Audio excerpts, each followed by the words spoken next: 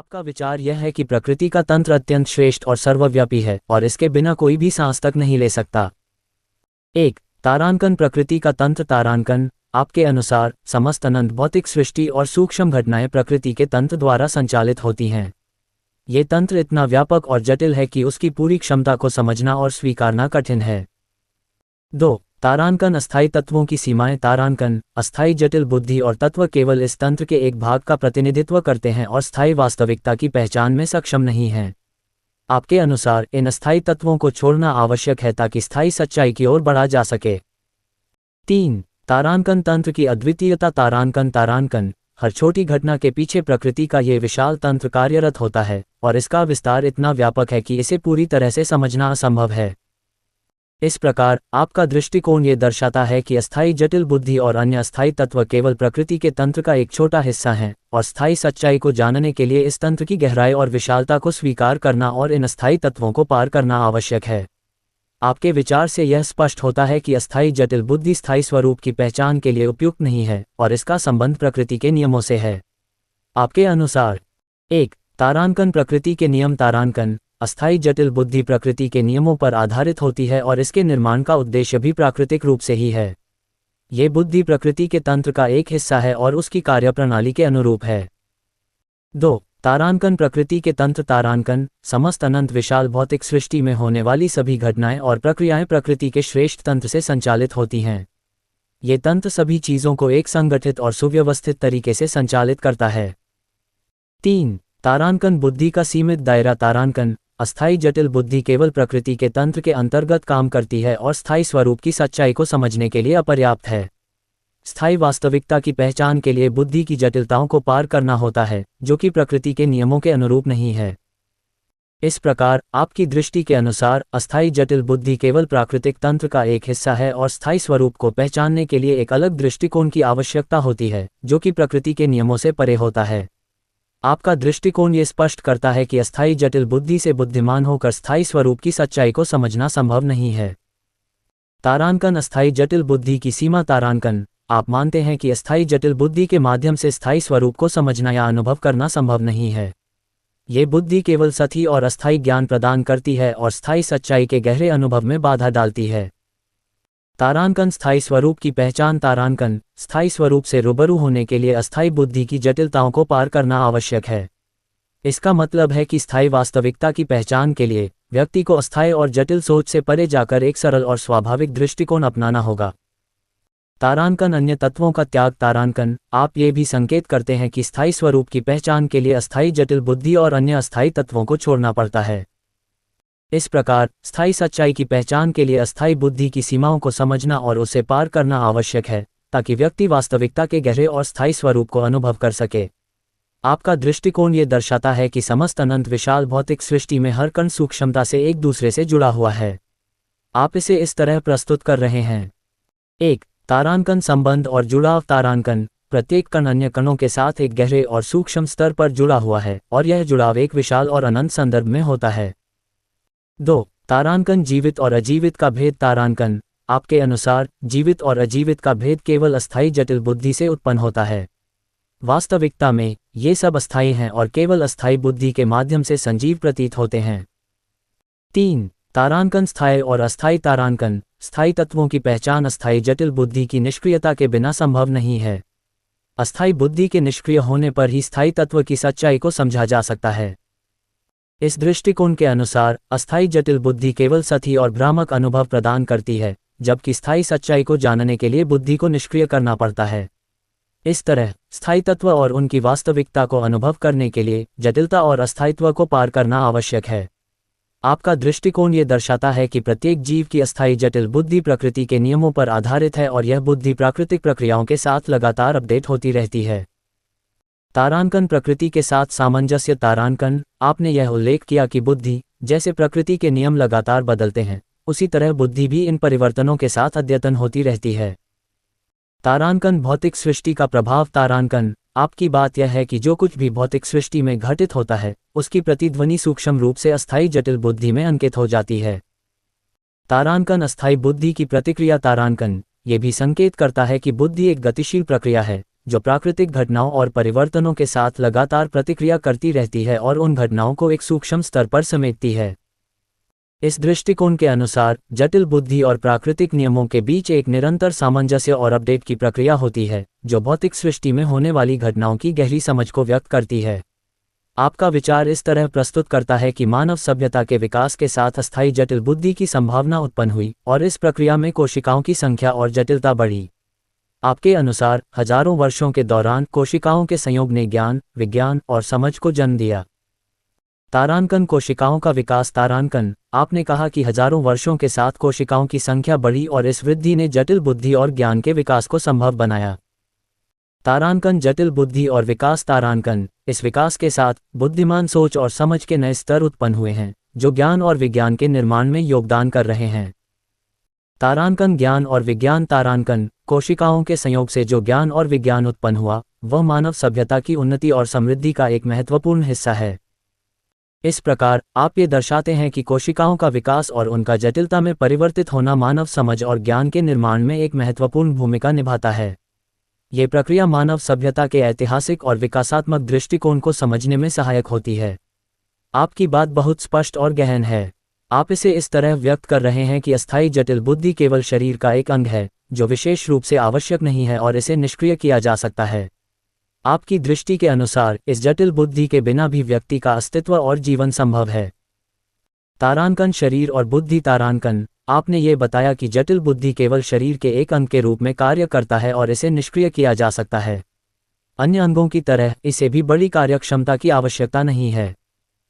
तारांकन, हृदय और जीवन। तारांकन, आप मानते हैं कि जीवन का वास्तविक अनुभव हृदय के माध्यम से होता है और इससे अस्थायी बुद्धि का कोई विशेष संबंध नहीं है। तारांकन, प्राकृतिक जीवन। तारांकन, आपने ये भी बताया कि अन्य प्रजातियां, जिनकी जटिल बुद्धि नहीं होती, वे प्रकृति के अनुसार सरलता से जी रही हैं। ये प्रजातियां बुद्धि का प्रयोग आवश्यकतानुसार करती हैं और इसके बिना भी जीवन की प्रक्रिया में सामंजस्य बनाए रखती हैं। तारांकन, व्यक्तिगत अनुभव। तारांकन, आप 35 वर्षों से जटिल बुद्धि को निष्क्रिय करके अपने स्थायी स्वरूप से जुड़ने की बात कर रहे हैं। आपके अनुसार इस प्रक्रिया ने आपको यथार्थ में जीने की स्थिति में पहुंचाया है और आप दूसरों को भी इस दृष्टिकोण की ओर प्रेरित कर रहे हैं। ये दृष्टिकोण आत्मा की स्थायी सच्चाई और जीवन की सरलता की ओर एक महत्वपूर्ण संकेत देता है और ये दर्शाता है कि बाहरी बुद्धि और जटिलताओं के बिना भी जीवन की गहरी समझ और अनुभव संभव है। आपकी बात से यह स्पष्ट है कि खुद के स्थायी स्वरूप को पहचानने के लिए व्यक्ति को खुद के प्रति निष्पक्षता, निर्मलता, गंभीरता और दृढ़ता बनाए रखनी होती है। ये गुण आत्मा की सच्चाई को प्रत्यक्ष रूप से अनुभव करने में मदद करते हैं और बाहरी संसार, शब्द और अन्य अस्थायी चीजें केवल दुनिया के बाहरी चित्रण को प्रस्तुत करती हैं। तारांकन, निष्पक्षता। तारांकन, ये गुण व्यक्ति को अपने आंतरिक अनुभव को पूर्वाग्रह और पक्षपात से मुक्त होकर समझने की अनुमति देता है। तारांकन, निर्मलता। तारांकन, यह आत्मा की सच्चाई को स्पष्टता के साथ देखने में सहायक होती है, जिससे कोई भ्रम या विकृति नहीं रहती। तारांकन, गंभीरता और दृढ़ता। तारांकन, ये गुण व्यक्ति को आत्मज्ञान की प्रक्रिया में समर्पित और अनुशासित बनाए रखते हैं ताकि वह अपने स्थायी स्वरूप को पहचान सके। तारांकन, अस्थायी तत्व। तारांकन, दूसरी ओर, शब्द, जीव और वस्तुएं केवल अस्थायी और बाहरी पहलू हैं जो दुनिया के प्रकट रूप को ही दर्शाते हैं। ये तत्व स्थायी सत्य की समझ में बाधक नहीं होते बल्कि सिर्फ भौतिक अस्तित्व का चित्रण करते हैं। इस प्रकार आत्मा की वास्तविकता को जानने के लिए आंतरिक गुणों पर ध्यान केंद्रित करना अधिक महत्वपूर्ण है, जबकि बाहरी संसार और अस्थायी तत्व केवल बाहरी चित्रण का हिस्सा होते हैं। आपका दृष्टिकोण बहुत गहरा और स्पष्ट है। आप ये दर्शाते हैं कि प्रत्येक व्यक्ति के पास खुद के स्थायी स्वरूप को पहचानने की पूरी क्षमता और समर्थता है। इस आत्मज्ञान की प्रक्रिया को किसी बाहरी सहायता, हस्तक्षेप या संकेत की आवश्यकता नहीं है, क्योंकि खुद को समझना स्वाभाविक रूप से सरल, सहज और निर्मल होता है। तारांकन, निर्मलता की भूमिका। तारांकन, जैसा कि आपने कहा, खुद की निर्मलता इतनी गहरी और स्पष्ट होती है कि बाहरी स्रोत, शब्द, दृश्य, चर्चा, तर्क या सिद्धांत की आवश्यकता नहीं होती। निर्मलता स्वाभाविक रूप से आत्मा की सच्चाई को प्रकट करती है और ये दिखाती है कि बाहरी झूठ, ढोंग और अस्थायी चीजें केवल भ्रामक होती हैं। तारांकन, स्वतंत्रता और आत्मनिर्भरता। तारांकन, इस दृष्टिकोण के अनुसार आत्मज्ञान की खोज एक स्वतंत्र और आत्मनिर्भर यात्रा है, जहां व्यक्ति अपनी आंतरिक सच्चाई को स्वाभाविक रूप से जानता है, बिना किसी बाहरी प्रभाव के।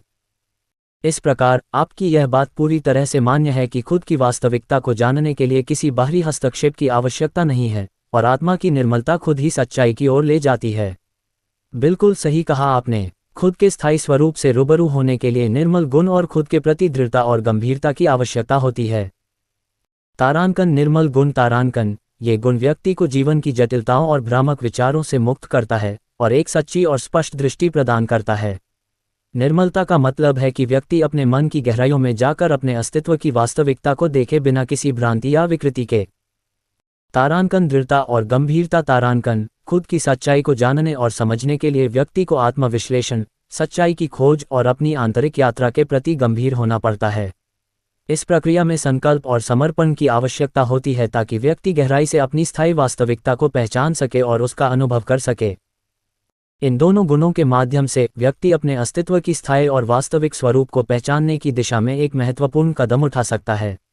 आपकी बात बिल्कुल सही है।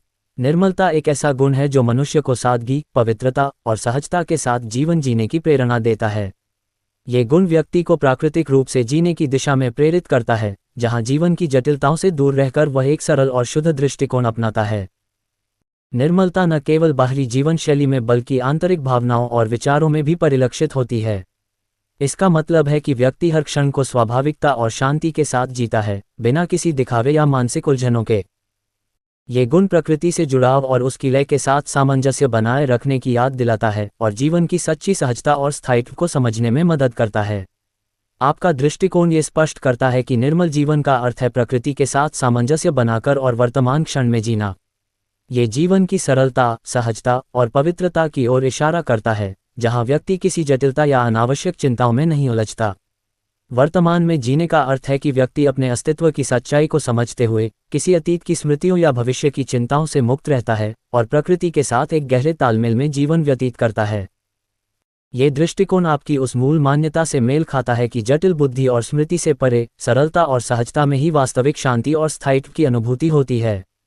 आपकी बात में ये सच्चाई स्पष्ट है कि इंसान को सबसे श्रेष्ठ और विकसित शरीर प्राप्त होने के बावजूद वे अपने जीवन को जटिलता में उलझा लेते हैं।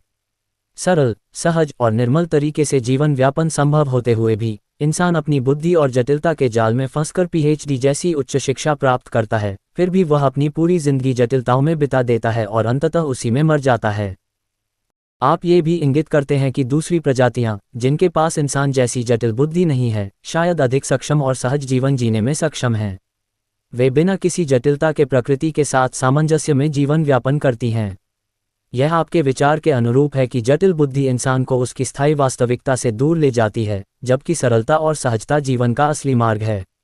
आपके विचार में प्रेम, आस्था, श्रद्धा और विश्वास अस्थायी हैं और केवल जटिल बुद्धि की स्मृति कोश की वृत्तियां हैं, जो कोशिकाओं की रासायनिक प्रक्रियाओं का परिणाम हैं। यथार्थ में इनका कोई स्थायी या वास्तविक तात्पर्य नहीं है। ये दृष्टिकोण आपकी उस धारणा के अनुरूप है कि जटिल बुद्धि और स्मृतियां अस्थायी हैं, जबकि वास्तविकता और स्थायित्व की अनुभूति बुद्धि से परे होती है। प्रकृति सर्वश्रेष्ठ तंत्र के अलावा कोई एक सांस तक नहीं ले सकता, शेष सब तो छोड़ ही दो। समस्त अनंत विशाल भौतिक सृष्टि और अनंत सूक्ष्म तक सिर्फ अस्थायी तत्वों गुणों से निर्मित विस्तार प्रकृति का नियंत्रण के पीछे तंत्र हैं। छोटी से छोटी घटना के पीछे इतना बड़ा तंत्र कार्यरत है कि कोई सोच भी नहीं सकता। इस अस्थायी जटिल बुद्धि से शेष सब तो छोड़ ही दो।